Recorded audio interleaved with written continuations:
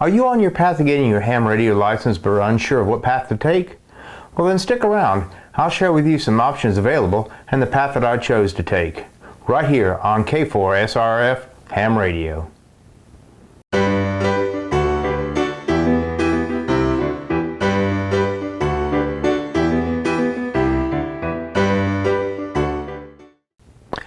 Welcome to K4SRF. My name is Steve and I'm here to share with you my growth in the ham radio hobby. In October of this year being 2019, I passed my exam for my technician class ticket. Most recently, in December of 2019, the 12th actually, I passed my general exam and got my ticket for the general class license. Now I'm on my way to obtaining my extra class license, and hopefully before June of 2020 when the test changes.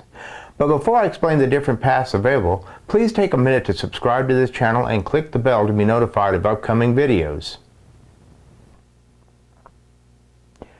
There are a few options that you might want to consider for studying for your ham radio license or exam. And there is the traditional schooling, where you actually enroll in a class, meet at a defined date and time, and study with a group. Well, this is great for most people, but can be somewhat inconvenient for those who work full-time or have a rotating shift or other family responsibilities that could prevent them from attending classes.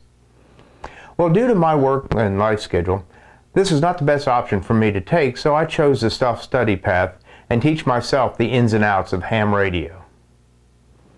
Now, you may think that the self-study path might be easier, but it isn't. At least from the studying standpoint. It may be easier to fit into your busy schedule, but it takes a lot more discipline to set aside the time to study and learn. Choosing which path is right for you is a personal decision. You have to weigh the pros and cons of each decision in order to find what is really best for you. With homeschooling, you don't get the interaction with others, the discussions, and the ability to ask the instructor questions.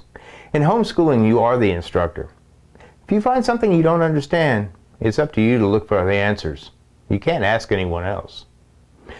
In addition, homeschooling takes more discipline than traditional schooling. You must make yourself study, learn, and take those practice exams.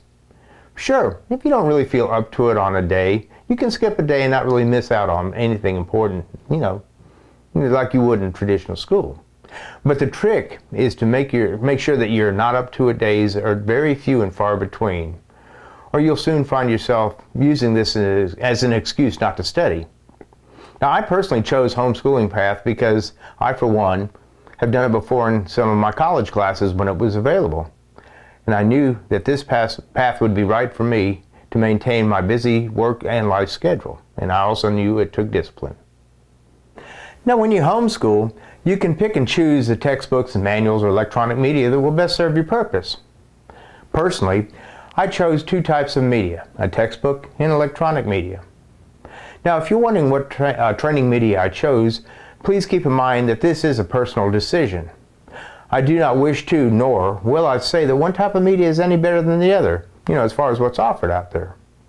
There are many good books published and electronic media published that's available to help you study and prepare for your testing. Do some research, find out what is best suited for your needs, and then go with that decision.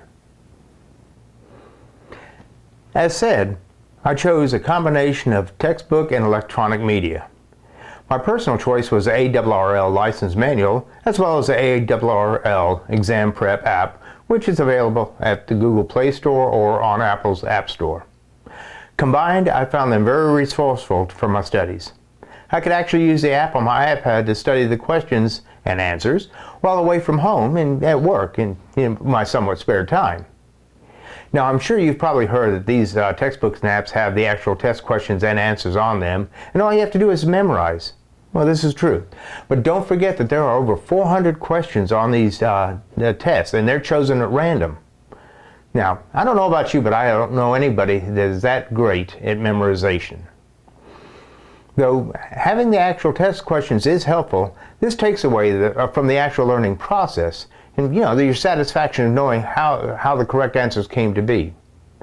I did study the exam questions repeatedly, but I also read thoroughly the textbooks, as well as researched online to assure I had a good fundamental knowledge of the subject itself.